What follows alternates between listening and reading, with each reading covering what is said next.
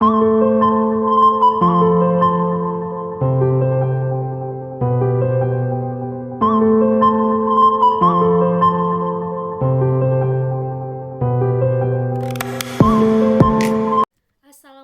warahmatullahi wabarakatuh. Salam sejahtera bagi kita semua. Nama saya Suryanti dari program studi pendidikan biologi Fakultas Keguruan dan Ilmu Pendidikan Universitas Lancang Kuning. Nah, pada kali ini saya akan memaparkan materi tentang ekologi tumbuhan yang dimana diampuh oleh Murauda Awal MPD. Nah, baiklah, kali ini saya akan masuk materi tentang batasan dan ruang lingkup ekologi. Nah, di sini kata ekologi berasal dari bahasa Yunani yaitu oikos yang berarti rumah atau tempat tinggal dan logos yang berarti telaah atau ilmu pengetahuan. Nah, kata ekologi ini pertama kali dibuat oleh Reiter pada tahun 1865, merupakan ilmuwan yang pertama yang membuat kata ekologis dari bahasa Yunani. Nah, ekologi sendiri merupakan ilmu pengetahuan yang mempelajari interaksi atau sistem ekologi antara makhluk hidup dengan makhluk lingkungan lainnya.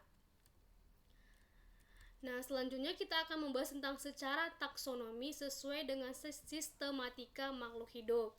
Ilmu ekologi dapat dikelompokkan menjadi 3 bidang, yaitu bidang ekologi tumbuhan, ekologi hewan, serta ekologi mikroba atau jasad lainnya. Nah, adapun kajian dalam ekologi dikelompokkan dalam 2 bidang yang berhubungan dengan tumbuhan, hewan, atau mikroba, yaitu yang pertama adalah sinekologi dan yang kedua adalah autoekologi. Selanjutnya kita akan membahas tentang definisi ekologi tumbuhan.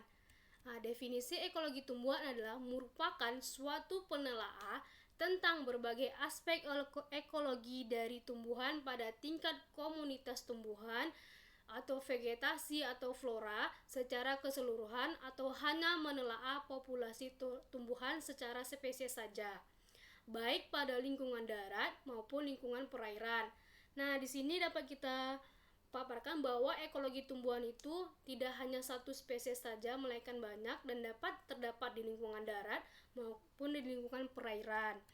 Selanjutnya kita akan membahas tentang sirkulasi hubungan antara tumbuhan, flora, dan vegetasi. Nah, di sini kita dapat melihat siklusnya yaitu tumbuhan atau makhluk hidup kloroplas. Nah, di sini terdapat individu, spesies, dan kelompok. Nah, kalau untuk individu, terdapat sekelompok individu sejenis populasi di mana satu daerah hanya terdapat satu jenis individu atau populasinya saja. Ciri-cirinya seperti data floristik yang terdapat pada keanekaragaman hayati. Dan pada yang kelompok, di mana individu sejenis ini, yang sekelompok ini hanya berbentuk komunitasnya saja di suatu lingkungannya. Dan ciri-cirinya itu ya seperti parameter ekologi yang antara lainnya komposisi jenis, frekuensi, kerapatan, dominasi, indeks kesamaan, serta keanekaragaman jenisnya. Selanjutnya kita akan membahas hubungan ekologi tumbuhan dengan ilmu pengetahuan lainnya, di mana menurut Setiadi DDK pada tahun 1989 bahwa ilmu pengetahuan penting yang diperlukan tersebut antara lain ilmu pengetahuan alam, ilmu-ilmu biologi selain ekologi, ilmu tanah, geologi, dan geomorfologi, serta klimatologi.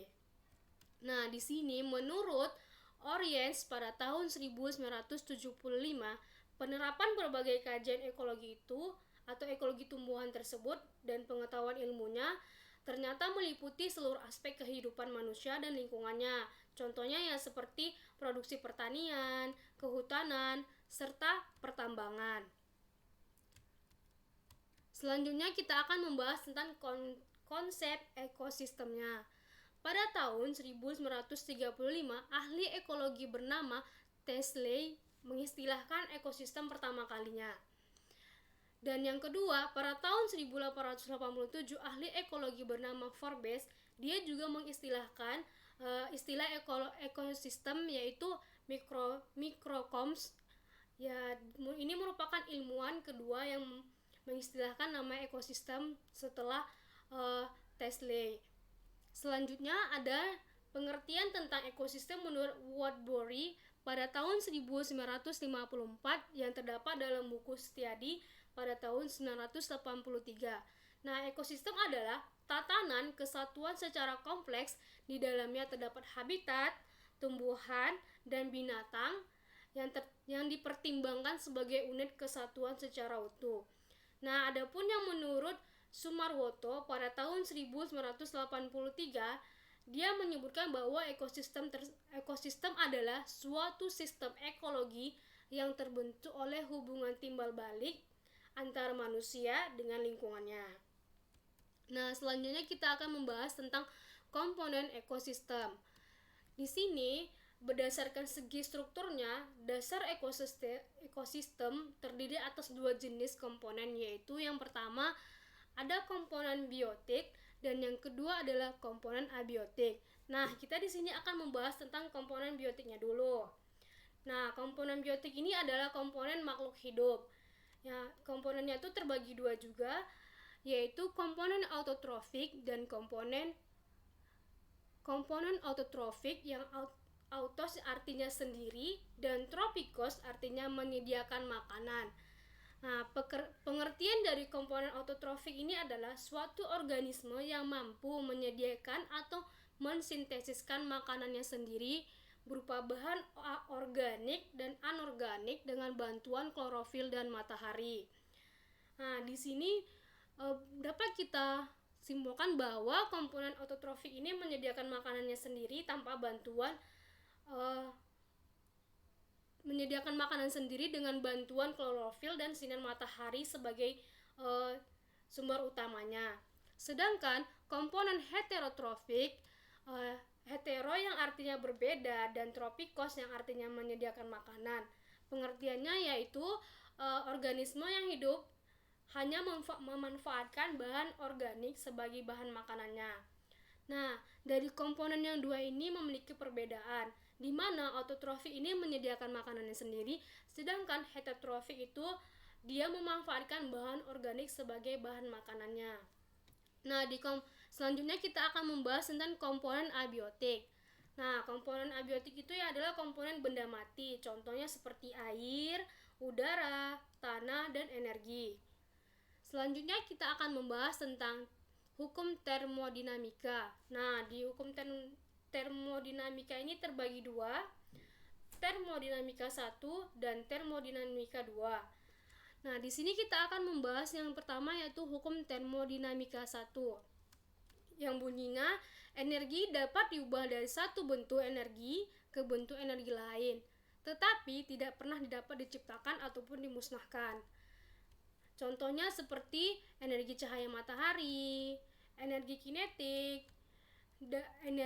energi potensial, dan energi panas.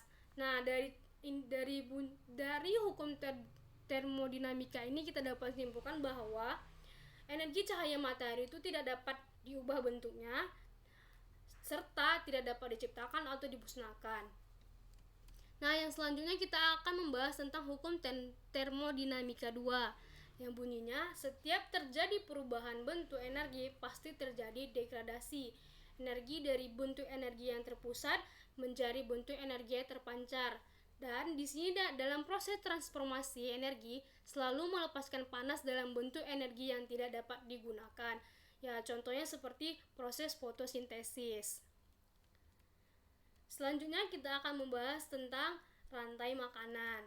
Rantai makanan adalah transfer atau pemindahan energi dari sumbernya melalui serangkaian organisme yang dimakan dan yang memakan.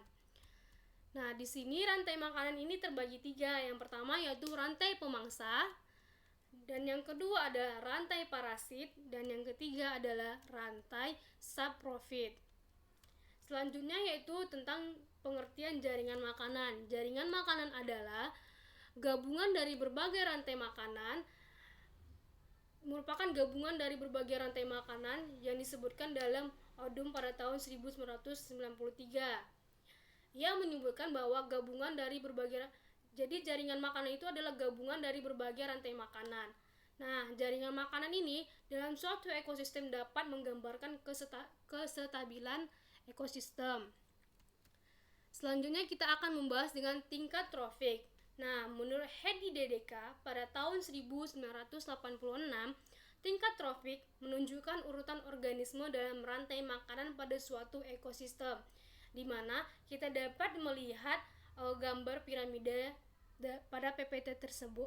PPT ini terdapat di tingkat trofik pertama, yaitu sebagai produsen, dan tingkat trofik kedua yaitu herbivora atau konsumen primer, dan tingkat trofik ketiga adalah karnivora kecil yaitu konsumen sekunder. Sedangkan tingkat trofik keempat ini adalah merupakan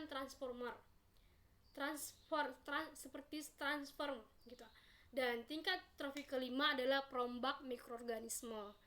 Baiklah, sekian dari saya presentasi kali ini. Mohon maaf apabila ada kesalahan. Assalamualaikum warahmatullahi wabarakatuh.